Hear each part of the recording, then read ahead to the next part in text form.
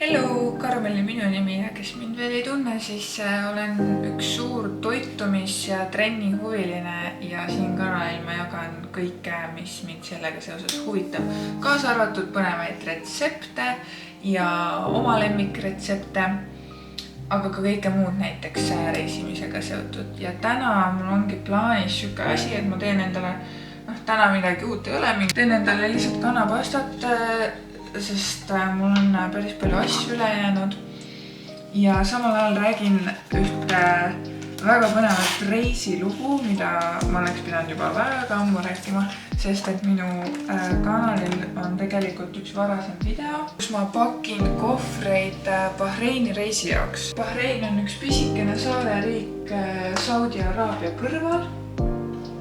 See on natuke läänelikum riik, kui on Saudi Araabia, ehk siis ta selle poolest on ka natukene nagu usu poolest leebem.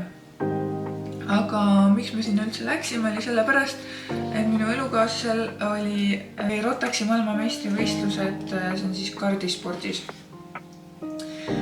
Ma pigemalt sellel nagu võistlusel ei peatu, sest see nii väga ei puuduta mind ja teid. Aga kokkuvõtteks võin öelda, et saavutas esimese koha ja on hetkel valitsev maailmameister. Aga sellest reisist ja riigist siis, mis ma tahtsin nagu rääkida, on see, et kuidas mina näiteks toitusin. Me seal 10 päeva kokku ja see võistlus, see nagu kardivõistluselu on suhteliselt selline, et terve päev me oleme suhteliselt seal nagu raja ääres, on ju. Et me nagu väga ringi ei tripi seal. Mitte, et seal oleks ka väga palju olnud kuskil nagu ringi trippida, sest et see riik on reaalselt sama suur kui Hiiumaa, aga seal on nagu 3 korda rohkem, mitte nagu 3 korda rohkem inimesi kui Eestis. Ja nagu, kuidas ma siis sealt sõin? Esiteks ma näitasin ka eelmises videos, kus ma pakkisin oma asju, et mis toiduasju ma kaasa võtsin. Ma võtsin kaasa igasugu valmistoite. Üks nendest oli tatar sealihaga, mida ma enam ei võtaks kaasa, sest et ma vahepeal loobusin täielikult sealihast ja sealihatoodetest. Seega see jääks nagu täna mu valikust välja, aga tol hetkel ta oli seal valikus ja ta oli täitsa maitsel. Ma võtsin kaasa ühe makaroniroa, mis oli nagu, see oli vist kõige rõvedam valmis toit, mida ma maitsnud olen, seega seda ma ei soovita ja kindlasti ka kunagi kaasa ei võta rohkem kuhugi. Aga mis minu lemmikud olid Põltsamaa sellised valmis topsikesed, need olid nagu mega väikesed, aga need mulle hästi meeldisid. Ja üks asi, mis mulle täiega meeldis, oli selline veiseliha raguu. See oli asi, mis mulle täiega meeldis, mille ma ka kaasa võtsin. Ma võtsin neid vist 2 või 3 tükki. Üks jäi mul alles ja see on siiamaani mul alles. Meil oli eelis ka see, et meil oli restoranis, või mis restoranis, meil oli hotellis hommikusöök oli nagu hinna sees. Ja hommikuti me saime hotellis nagu selles mõttes kõhu alati täis süüa. Ja mis seal valikus siis oli siuke buffee hommikusöök. Ja valikus oli tegelikult hästi palju erinevaid asju. Mulle hästi meeldis, et seal oli nagu puuvilju erinevaid ja sai nagu hästi tervislikke valikeid teha. Puuviljad, juurviljad, seened iga hommik sai võtta ja kõige vägevam oli see, mis mina ei olnud varem näinud, oli see, et sa lähed sinna hommikusöögi laua taha või tähendab sinna hommikusöögi nagu buffeesse ja siis seal on nüüd nagu üks avatud köögiga nii-öelda hommikusöögi kokk, kes teeb sulle täpselt siuksed munad, nagu sa tahad. Sa said nagu valida omletti, sa said valida härjasilma ja kõiki muid, nagu mida saab pannil teha, on ju. Et see oli hästi mugav, sai iga hommik võtta suht nagu siuke printsessi tunne. Ja see andis mulle nagu hästi palju juurde, et ma saan ikkagi hommikut alustada sellise mugava, värske ja mõnusa toiduga. Iga hommik ma võtsin endale ka banaane, siis raja äärde ka kaasa. toidupoes me käisime ka vahepeal. Ja kui me toidupoes käisime, siis me ostsime pigem siukseid nagu snäkke. Üks nendest oli näiteks, mis oli väga odav. Värske kookose nagu tükid. Maitseb nagu kookos. Oli magus. Eestis siis üks asja eest maksaksid lihtsalt nagu lolliks ennast.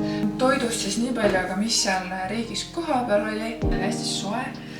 Nagu meil oli sellel hetkel, me käisime detsembris ja meil oli sellel hetkel talv siin, paks lumi oli maas. Ja seal oli samal ajal mingisugune 30 kraadi. Seal oli hästi palju palme, see on hästi rikas riik. Et nad kastavad põhimõtteliselt kõiki oma palme veega. Mingi meeletu vee raiskamine käib seal kogu aeg. Ja seal on hästi suur teema on see sheikide ülistamine.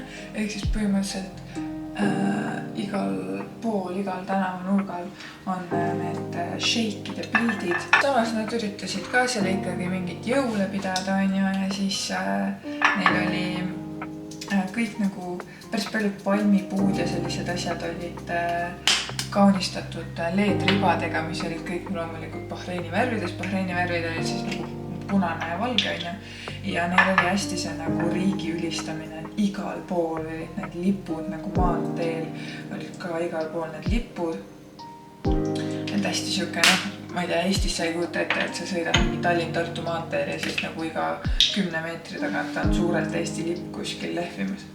Aga eelarvamused, mis on Bahreini suhtes või nagu üldse siukeste riikide suhtes, mida ma saan purustada, on see, et näiteks me kartsime sinna minnes, et mingi naisena ma ei tohi absoluutselt üksinda liikuda, et mees peab kogu aeg kõrval olema. Jah, seal on nagu see meeste ülistamine on ka nagu päris suur, aga samas ikkagi nagu naised liikusid ka üksinda ja käisid üksinda kohvikutes söömas, et seal ei ole see nagu nii tugev.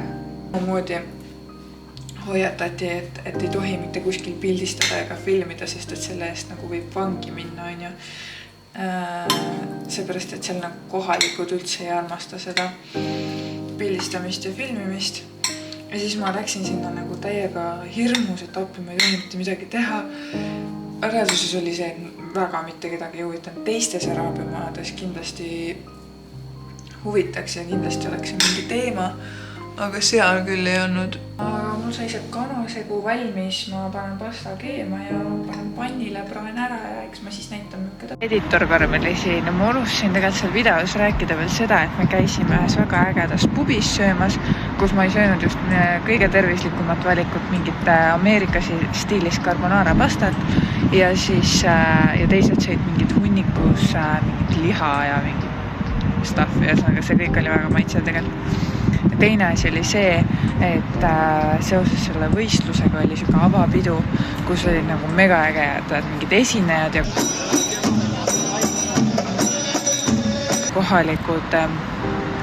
kohaliku kultuuri nagu tutvustajad ja tantsijad ja siis ma sain ka nendega tantsu koos vihtuda ja ühtlasi ma sain päris kiskja kotkast käe peal hoida, see oli nagu veits hirmus. Üks naljakas asi, mis seal Bahreinis on nagu suur vaatamisväärsus, oli see, et seal oli keset kõrbe kasvab üks üksik puu, nagu siuke mega suur puu, on ju.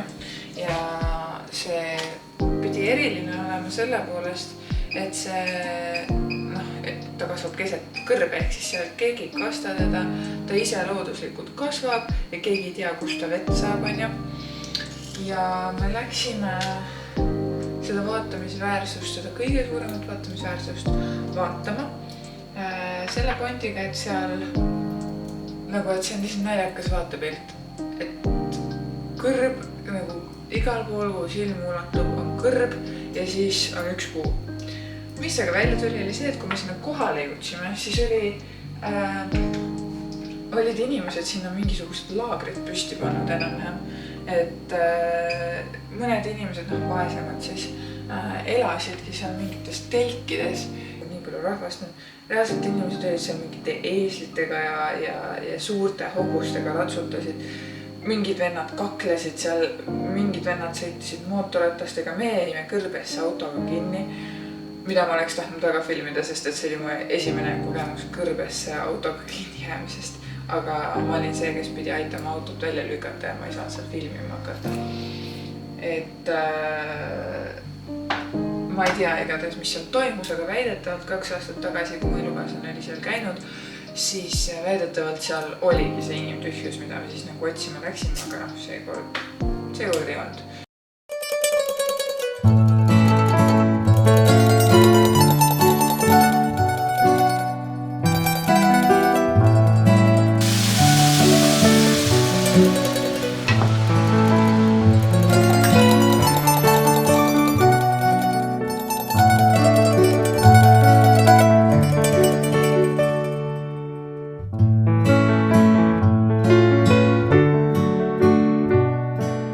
See pasta siis sai, ma mainin siia juurde, et see pasta ei ole kindlasti mõeldud kaalulangetajatele. Seega, kui sa tahad kaalu kaotada, siis see pasta pigem ei ole sulle. See on pigem siis, kui sa tahad lihast kasvatada.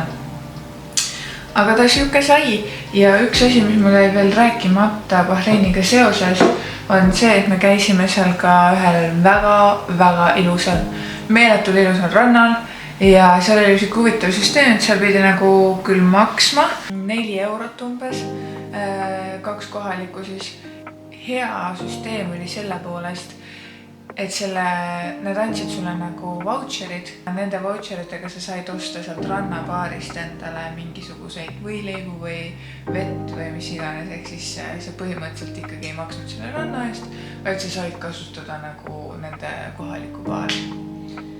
Aga muidu turismireisiks nii väga ei soovita, aga kindlasti kui sa satud sinna kanti, siis väga põnev elamus ja soovitan nagu juhuslikult minna. See ongi tänaseks kõik, mina hakkan oma pastat sööma ja lähen juba trenni.